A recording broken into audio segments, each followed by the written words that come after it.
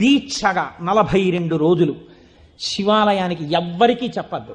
ప్రదోష వేళలో వెళ్ళి శివ ప్రదక్షిణం చేసి మీరు ఏమీ చెప్పకండి. మీరు చెప్పగలిగినంతసేపు శివాలయం అరుగు మీద కూర్చుని శివ శివ శివ శివ శివ శివ ఇదొకటే. ఒక 42 రోజులు ఈ దరిద్రాన్ని మీ కష్టాల్ని అనుభవించి చూడండి అన్నాడు. మీరు నమ్ముతారా? ఆ వ్యక్తి నా దగ్గరికి వచ్చి నా జీవితంలో ఆశించని రీతిలో నా జీవితానికి ఒక కొత్త మలుపు తిరిగిందండి, నేను వరంగల్ వెళ్ళిపోతున్నాను, నేను సెటిల్ అయిపోతున్నానని చెప్పాడు. ఆ వ్యక్తే నాకు ఈ మధ్యనే మళ్ళీ ఫోన్ చేసి, కోటేశ్వరారు ఇప్పుడు నేను ఎంత ఆనందంగా ఉన్నానోనండి, ఒక్కసారి మీరేమైనా వరంగల్ వస్తారేమిటండి ఉపన్యాసాలకి, మీ దర్శనానికి వద్దాం అనుకుంటున్నాను, నేను కూడా కాకినాడ అన్నాడు.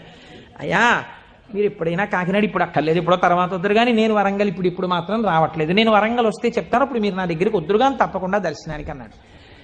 కళ్యాణి అందులో అంటారే, ఏతి జీవంతిమానందో నరం వర్ష శతాదపి అంటుంది సుందరకాండ. 100 ఏళ్ళు